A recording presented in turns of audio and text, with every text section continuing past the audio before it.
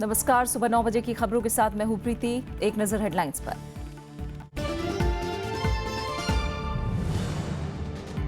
शीतकालीन सत्र का आखिरी दिन आज। नोटबंदी के मुद्दे पर राष्ट्रपति से मिलेगा विपक्ष। किसानों की समस्याओं को लेकर कांग्रेस के वरिष्ठ नेता करेंगे प्रधानमंत्री से मुलाकात। नोटबंदी के बाद खातों में 2 लाख रुपए जमा करने वालों की होगी केवाईसी जांच। 5 लाख रुपए बैंक बैलेंस होने पर फिर से जमा होंगे दस्तावेज। वित्त मंत्रालय का जमा हुए पुराने नोटों की दोबारा गिनती का आदेश।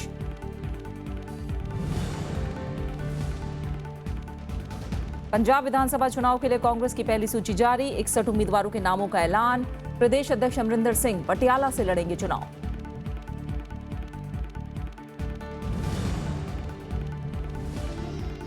अनहद समेत 7 गैर सरकारी संगठनों के FCRA लाइसेंस रद्द। विदेशी चंदे से जनहित के खिलाफ काम करने का आरोप। गृह मंत्रालय ने की कार्रवाई।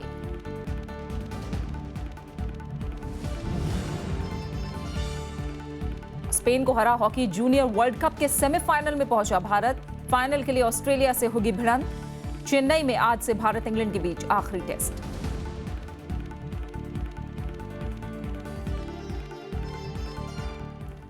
संसद के शीतकालीन सत्र का आज आखिरी दिन है। दोनों सदनों में नोटबंदी समेत विभिन्न मुद्दों पर गतिरोध बरकरार है।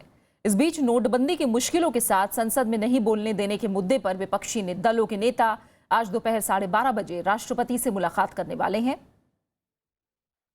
इससे पहले वो संसद परिसर में गांधी प्रतिमा के सामने जमा होंगे। विपक्षी दलों की कल हुई बैठक में यह फैसला लिया गया।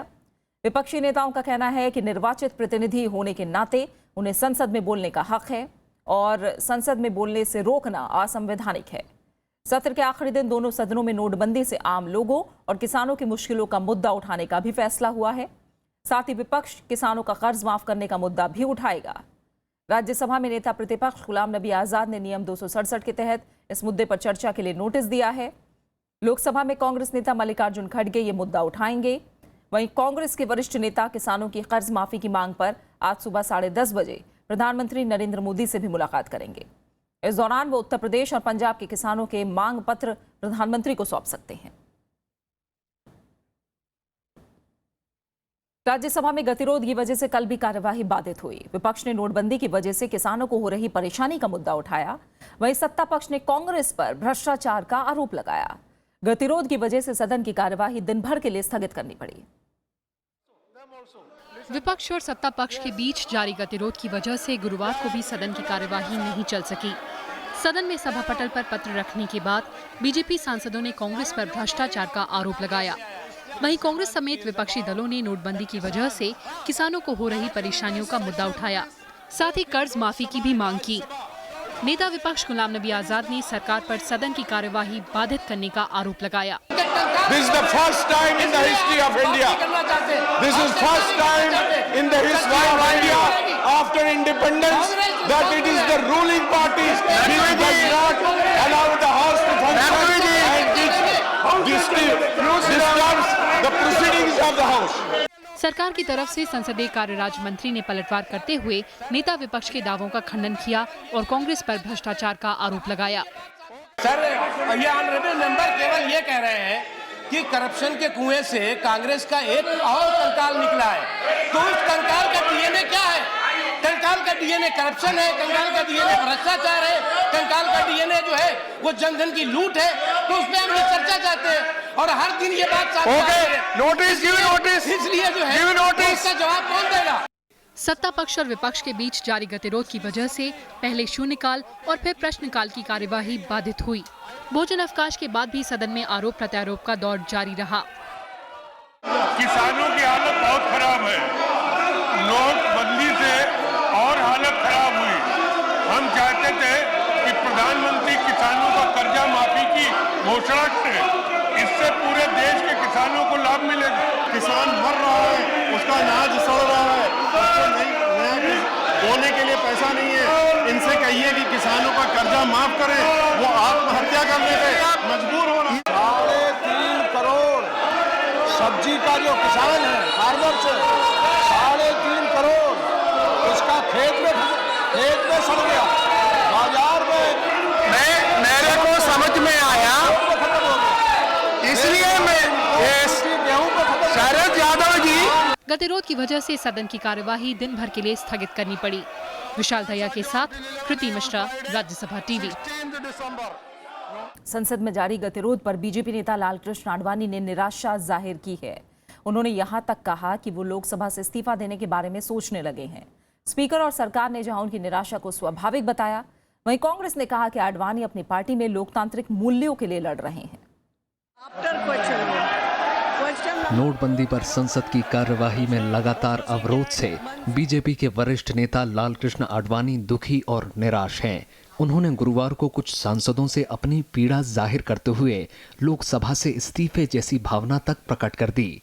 आडवाणी ने सबसे पहले ये बात केंद्रीय मंत्री स्मृति ईरानी से कही। स्मृति ईरानी ने गृह मंत्री राजनाथ सिंह को इसकी जानकारी दी। इसके बाद राजनाथ सिंह ने लालकृष्ण आडवाणी से बात की। पीटीआई के मुताबिक आडवाणी ने राजनाथ सिंह से कहा कि स्पीकर को यह सुनिश्चित करना चाहिए कि कम से कम आखिरी दिन यानी शुक्रवार को संसद चले और नोटबंदी पर चर्चा हो। लालकृष्ण आडवाणी ने टीएमसी के इदरीस अली और बीजेपी के 2 सांसदों से कहा कि ऐसा नहीं होना चाहिए कि संसद बिना चर्चा के शुक्रवार को अनिश्चितकाल के लिए स्थगित हो जाए। उन्होंने बोला जो हमको तो हम रिजाइन देने मांगता है, ऐसा कुछ जो सिचुएशन चल रहा। काल भी अगर ऐसा सिचुएशन चलेगा तो बैड मैसेज जाएगा दुनिया में। ऐसा नहीं होना चाहिए। अगर एडजस्टमेंट हो, सबको मिल के मीटिंग करके एडजस्टमेंट हो। इदरीस अली लालकृष्ण आडवाणी से उनकी सेहत के बारे में पूछने गए थे। आडवाणी ने उनसे कहा कि मेरा स्वास्थ्य तो अच्छा है, लेकिन संसद का स्वास्थ्य ठीक नहीं है। लोकसभा स्पीकर सुमित्रा महाजन और सूचना और प्रसारण मंत्री एम वेंकैया नायडू ने आडवाणी के दुख को सही बताया। मैं माननीय आडवाणी जी का भी दुख समझती हूँ कि कैसे दुखी, केवल आडवाणी जी नहीं और भी यहाँ बैठे सभी वरिष्ठ नेता कहीं ना कहीं मन में दुखी है। और पार्लियामेंट उसी के लिए है, एक अभ्यासपूर्ण बात कैसी की जाए। हम लोगों के लिए यहाँ पर आते हैं। लोगों ने जानबूझकर लगातार सदन को नहीं चलने दे रहे, पूरा देश देख रहे और कौन वेल में आ रहे, कौन नारा दे रहे, कौन शुरू से ही बहस नहीं होने दिया, ये सबको मालूम है। आडवाणी जी सीनियर होने के नाते, वरिष्ठ होने के नाते स्वाभाविक रूप में दुखी होता है। उधर कांग्रेस उपाध्यक्ष राहुल गांधी ने लालकृष्ण आडवाणी को धन्यवाद दिया। उन्होंने ट्विटर पर लिखा कि आडवाणी जी अपनी पार्टी में लोकतांत्रिक मूल्यों के लिए लड़ रहे हैं। अब कम से कम उनसे तो वो लेसन ले। इसके बारे में सोचना चाहिए, विचार करना चाहिए। शीतकालीन सत्र में दूसरी बार लालकृष्ण आडवाणी ने अपनी निराशा जाहिर की है। 7 दिसंबर को आडवाणी ने कहा था कि ना तो लोकसभा स्पीकर और ना ही संसदीय कार्य मंत्री सदन को चला रहे हैं। नवविक्रम सिंह के साथ ब्यूरो रिपोर्ट, राज्यसभा टीवी। नोटबंदी को लेकर विपक्षी दलों का विरोध जारी है। टीएमसी ने कल संसद परिसर और कोलकाता में प्रदर्शन किया। वाम दलों और कांग्रेस ने भी सरकार के फैसले से लोगों को हो रही दिक्कत को लेकर आंदोलन किया। इस बीच कोलकाता में आरबीआई के गवर्नर ने मुख्यमंत्री ममता बनर्जी से मुलाकात की।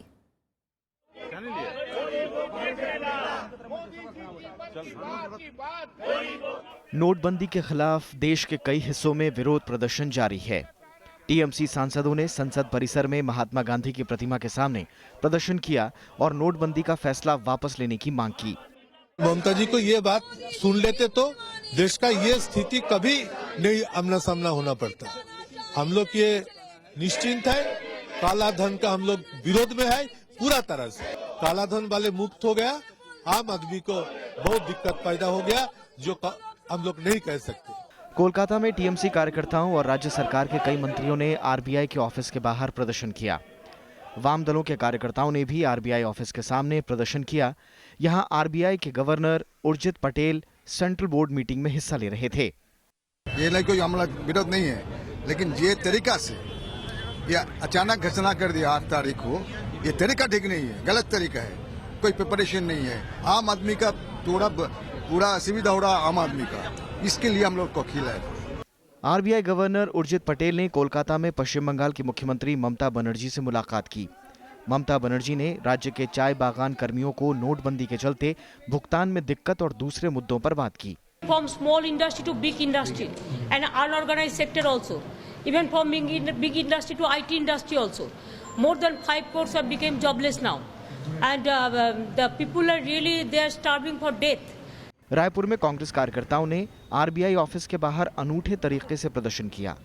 उन्होंने कहा कि नोटबंदी के चलते लोगों को काफी दिक्कत हो रही है। कोई अपनी बेटी की शादी के लिए, कोई अपनी बहन की शादी के लिए, कोई रोज कमाने खाने का व्यापार करने के लिए लाइन के कतार में खड़ा है, लेकिन आरबीआई उसको बैंकों में पैसा नहीं दे रही है, एटीएम खाली पड़े हैं। केरल के तिरुवनंतपुरम में छात्रों और उनके परिजनों ने नोटबंदी के विरोध में धरना दिया। उनका आरोप है कि एजुकेशन लोन को लेकर बैंक मनमानी कर रहे हैं। Students have taken the loan for their studies and they are supposed to repay after getting a good job, pay back the money. But who are being victimized? The parents are being victimized. Congress TMC समेत कई विपक्षी दल सरकार के नोटबंदी के फैसले के खिलाफ हैं। उनका आरोप है कि बिना तैयारी से लिए गए इस फैसले से लोगों को भारी परेशानी हो सकती है। Bureau report, Rajya Sabha TV. Cashless economy की तरफ बढ़ते हुए सरकार ने डिजिटल लेन देन को बढ़ावा देने के मकसद से 2 स्कीम लॉन्च की हैं। ग्राहकों और व्यापारियों को इनाम देने के लिए लकी ग्राहक योजना और डिजी धन व्यापारी योजना नाम की स्कीम शुरू की गई है। नीति आयोग के सीईओ अमिताभ कांत ने कल ये जानकारी दी। 26 दिसंबर से अगले 100 दिन तक रोज विजेताओं की घोषणा की जाएगी। लकी ग्राहक योजना के तहत हर दिन 15,000 विजेताओं को 1,000 रुपए का इनाम दिया जाएगा। साप्ताहिक ड्रॉ में 7,000 लोगों को 1 लाख रुपए तक का इनाम मिलेगा। 14 अप्रैल को मेगा अवार्ड में 1 करोड़ रुपए के इनाम का ऐलान होगा। वहीं डिजी धन व्यापारी योजना में हर हफ्ते 7,000 व्यापारियों को 50,000 रुपए तक इनाम मिलेगा। इस रैंडम ड्रॉ में 50 रुपए से 3,000 तक के डिजिटल ट्रांजैक्शन करने वालों को शामिल किया जाएगा। This scheme will cover all consumer to merchant transactions. It will cover all consumer to government transaction, and it will cover all Aadhaar enabled payment system transactions. Supreme court का मानना है कि जरूरी सेवाओं के लिए लोगों को पुराने नोट इस्तेमाल की इजाजत मिलनी चाहिए। सुप्रीम कोर्ट ने नोटबंदी को लेकर दायर याचिकाओं पर कल सुनवाई के दौरान ये बात कही। सुप्रीम कोर्ट ने तय सीमा के मुताबिक नोट ना मिलने और कुछ लोगों के पास बड़ी मात्रा में नए नोट मिलने पर भी सरकार से सवाल पूछा है। सरकार का कहना है कि वो नोटों के वितरण की व्यवस्था दुरुस्त करने के साथ अब 500 के नए नोट छापने पर जोर दे रही है। नोटबंदी को लेकर सुप्रीम कोर्ट में दायर याचिकाओं पर गुरुवार को सुनवाई हुई। सुनवाई के दौरान सुप्रीम कोर्ट ने सरकार से कई सवाल किए। कोर्ट ने कहा कि लोगों को एक हफ्ते में 24,000 रुपए भी नहीं मिल रहे हैं। कुछ लोगों के पास लाखों के नए नोट कहां से आ रहे हैं। साथ ही बैंकों को नई करेंसी देने पर सरकार की नीति के बारे में जानकारी मांगी। इसके अलावा कोर्ट ने पूछा कि अस्पतालों में पुराने नोटों के चलन को मंजूरी क्यों नहीं दी जा रही। वहीं सरकार ने कहा कि लोगों की समस्याएं धीरे धीरे कम हो रही हैं। साथ ही अवैध लेन देन पर पूरी निगरानी रखी जा रही है। जहां जहां जरूरत है, सीबीआई की हो या एनफोर्समेंट डायरेक्टरेट की हो, लोकल लेवल में उनका एक जॉइंट कोऑर्डिनेशन मैकेनिज्म फॉर्म किया गया है और वो डाटा माइनिंग करके they are able to we feel that they will be in a position to narrow down to the source, कहां से ये नोट्स आए। आर्थिक मामलों के सचिव शक्तिकांत दास ने कहा कि बड़े पैमाने पर जब्त हो रहे नोटों को सर्कुलेशन में लाया जाएगा। आरबीआई 500 के नए नोट ज्यादा से ज्यादा प्रिंट कर रहा है और 30 दिसंबर तक जमा होने वाले पुराने नोटों के एवज में 50% नए नोट मार्केट में आ जाएंगे। उन्होंने कहा कि ज्यादातर एटीएम ने काम करना शुरू कर दिया है और ग्रामीण इलाकों में कैश पहुंचाने की कोशिश की जा रही है। Number of 2,000 rupee notes which have already been supplied and there is enough number of stock which is available. But the printing of 500 rupee notes have now been significantly stepped up. The total number of currency notes which normally Reserve Bank supplies in a year, 3 times of that notes have been supplied over the last 5 weeks or so. वहीं 500 रुपए के पुराने note अब कहीं भी स्वीकार नहीं किए जाएंगे। बीती रात 12 बजे इन नोटों के इस्तेमाल की मियाद खत्म हो गई। अब इन्हें सिर्फ बैंकों में ही जमा कराया जा सकेगा। इससे पहले अस्पताल, दवा की दुकानों और मदर डेयरी जैसी जन सुविधाओं वाली जगहों पर इन नोटों का इस्तेमाल किया जा रहा था। दूसरी तरफ वित्त मंत्रालय ने आरबीआई को निर्देश दिया है कि पुराने जमा नोटों की फिर से जांच की जाए। अखिलेश सुमन, राज्यसभा टीवी। बैंक खातों के जरिए काला धन सफेद करने वालों पर आरबीआई पैनी नजर बनाए हुए है। आरबीआई ने बैंक ऑडिटरों को एक एक खातों की पड़ताल का आदेश दिया है। उसने सभी बैंकों से ग्राहक को केवाईसी की जानकारी देने का नियम सख्ती से लागू करने के निर्देश दिए हैं। जिन खातों में 9 नवंबर के बाद 2 लाख रुपए जमा हुए हैं और उनमें अगर 5 लाख रुपए बैलेंस है तो ऐसे खातों की KYC नए सिरे से कराने के निर्देश दिए गए हैं। RBI ने कहा है कि इन खातों से पैसा निकालने या ट्रांसफर करने पर पैन नंबर की जानकारी देनी होगी या फॉर्म 60 भरना होगा। नोटबंदी के बाद कई तरह के घपले सामने आने के बाद रिजर्व बैंक ने नए सिरे से रणनीति तैयार की है। उसका जोर KYC के मानकों पर है, क्योंकि अभी तक जिन खातों में करोड़ों रुपए की काली कमाई जमा की गई है उनमें जाली पहचान पत्रों का प्रयोग किया गया था। और आप बने रहे हमारे साथ, लौट रहे हैं एक छोटे से ब्रेक के बाद।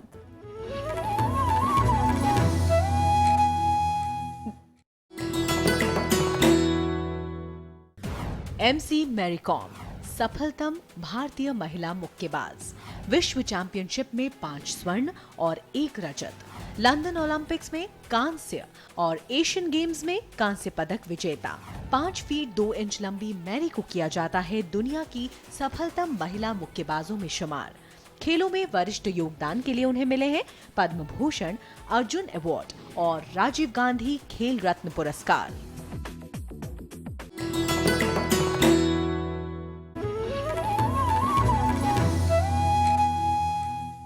नोटबंदी के बाद से सवालों के घेरे में आए एक्सिस बैंक ने 5 और कर्मचारियों को निलंबित कर दिया है।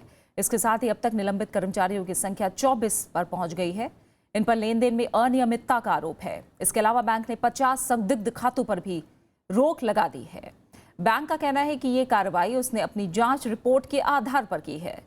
बैंक के मुताबिक जांच एजेंसियों ने अभी तक 8 शाखाओं की छानबीन की है। इनमें से 5 शाखाएं दिल्ली की हैं। वहीं गुरुवार को आयकर अधिकारियों ने बैंक की नोएडा शाखा का दौरा किया और उस खाते से जुड़ी जानकारियां जुटाई, जिसमें एक सर्राफा व्यापारी ने 600 करोड़ रुपए जमा कराए हैं। अधिकारियों ने 30 खातों का ब्यौरा भी मांगा है। नोटबंदी के बाद से भारी तादाद में नकदी जब्त करने का सिलसिला जारी है। गुरुवार शाम मुंबई पुलिस ने तिलक नगर इलाके से 10 करोड़ रुपए से ज्यादा की नकदी बरामद की। इनमें 10 लाख रुपए के पुराने नोट भी शामिल हैं। वहीं लखनऊ के महानगर इलाके से 1000 और 500 रुपए के पुराने नोटों से भरी वैन लूटने का मामला सामने आया है। 1 करोड़ रुपए की इस लूट में अज्ञात व्यक्ति के खिलाफ मामला दर्ज करके छानबीन शुरू की गई है।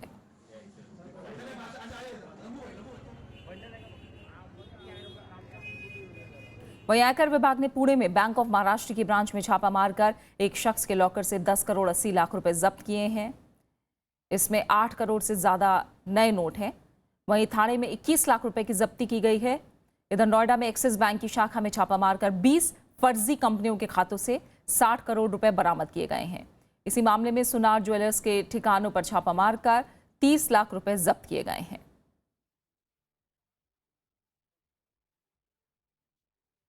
पंजाब विधानसभा चुनाव के लिए कांग्रेस ने कल 61 उम्मीदवारों की पहली सूची जारी कर दी। प्रदेश अध्यक्ष कैप्टन अमरिंदर सिंह पटियाला से चुनाव लड़ेंगे।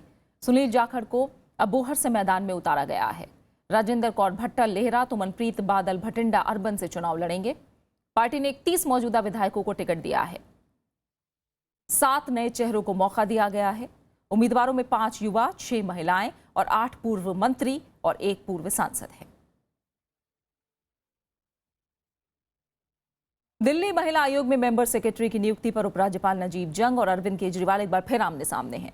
मुख्यमंत्री ने पीपी ढल को महिला आयोग का मेंबर सेक्रेटरी बनाया है, तो वहीं उपराज्यपाल ने दिलराज कौर को इस पद के लिए नियुक्त किया है। इसके बाद आयोग की अध्यक्ष स्वाति मालीवाल ने दलजीत को पत्र लिखकर उनकी नियुक्ति को अवैध करार दिया। मालीवाल का कहना है कि वो चुनी हुई सरकार के आदेश का पालन करेंगी। केजरीवाल का आरोप है कि प्रधानमंत्री उपराज्यपाल के जरिए दिल्ली सरकार के काम में दखलंदाजी कर रहे हैं।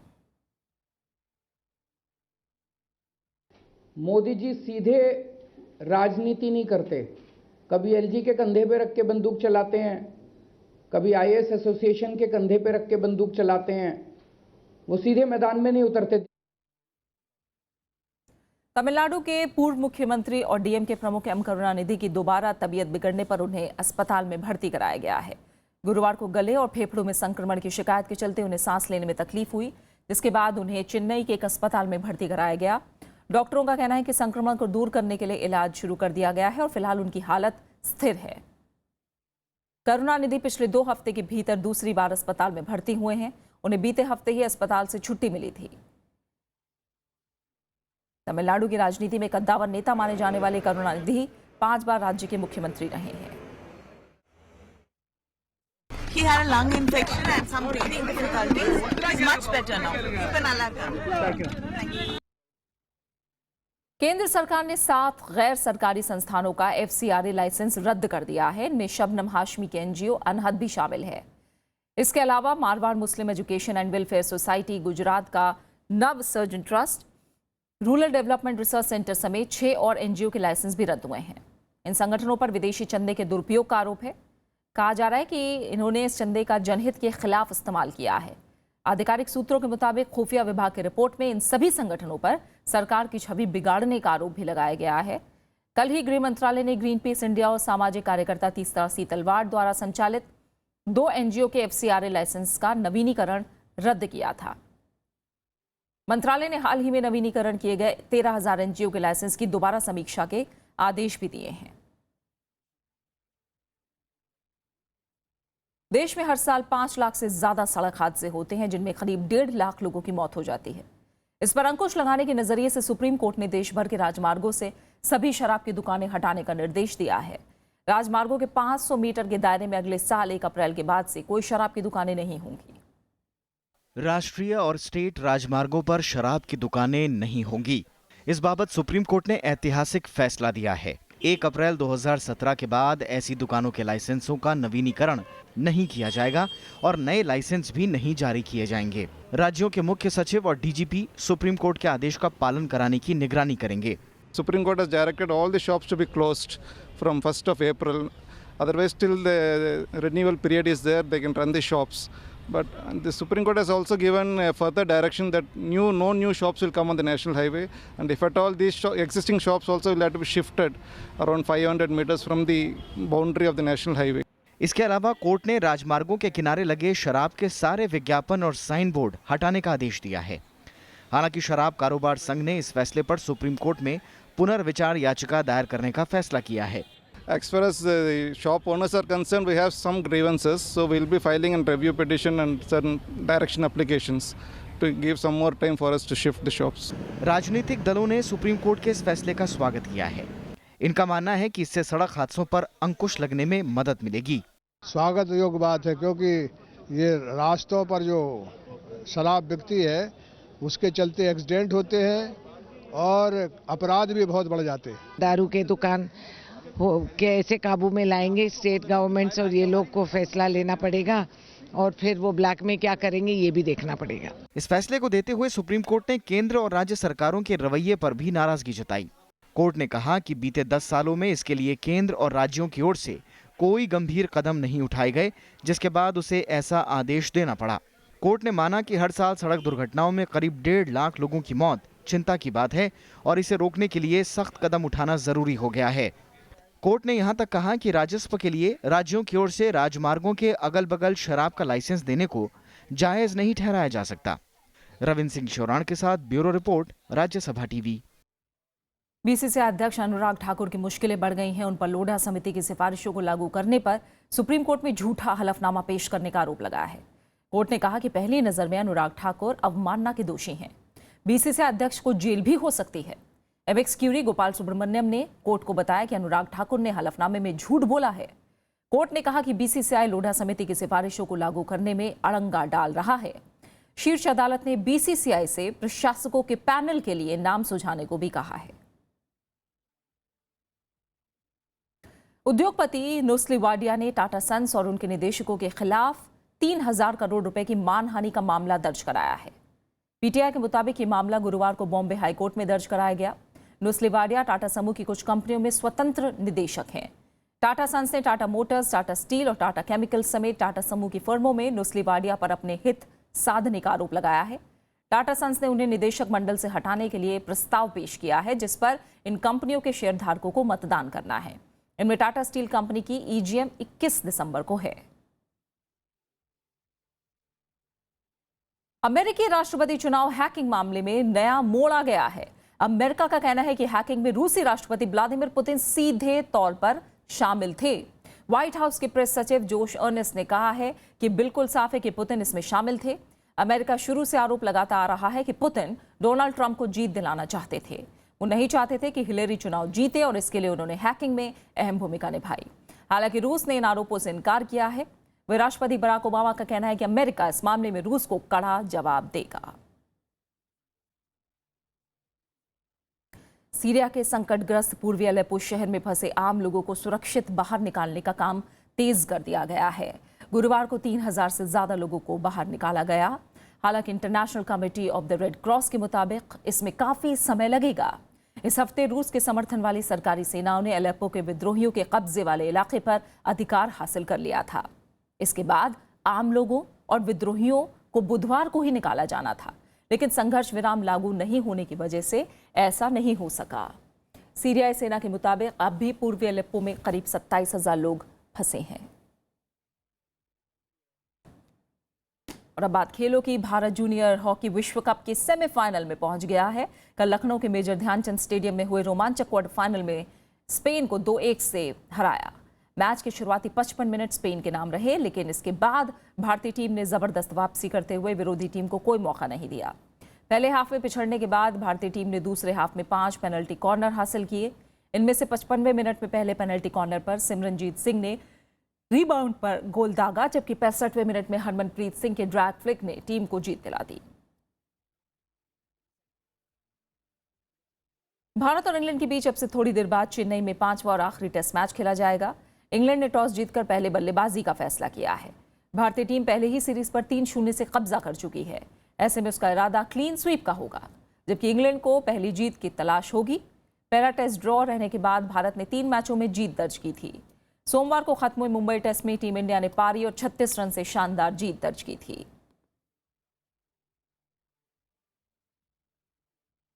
देश आज विजय दिवस मना रहा है।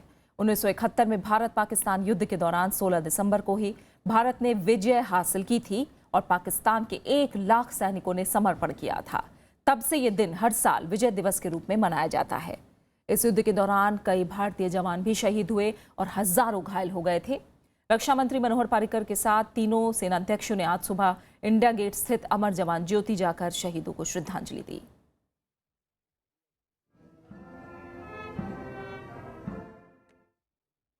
और अब आखिर में हेडलाइंस। शीतकालीन सत्र का आखिरी दिन आज। नोटबंदी के मुद्दे पर राष्ट्रपति से मिलेगा विपक्ष। किसानों की समस्याओं को लेकर कांग्रेस के वरिष्ठ नेता करेंगे राष्ट्रपति से मुलाकात।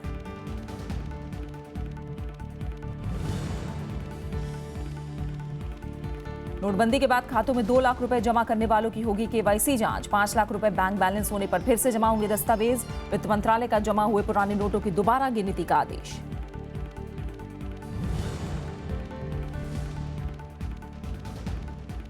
पंजाब विधानसभा चुनाव के लिए कांग्रेस की पहली सूची जारी। 61 उम्मीदवारों के नाम का ऐलान। प्रदेश अध्यक्ष अमरिंदर सिंह पटियाला से लड़ेंगे चुनाव।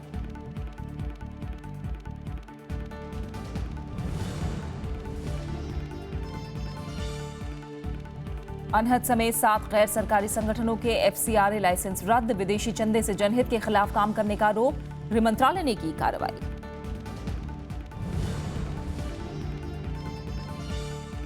स्पेन को हरा हॉकी जूनियर वर्ल्ड कप के सेमीफाइनल में पहुंचा भारत। फाइनल के लिए ऑस्ट्रेलिया से होगी भिड़ंत।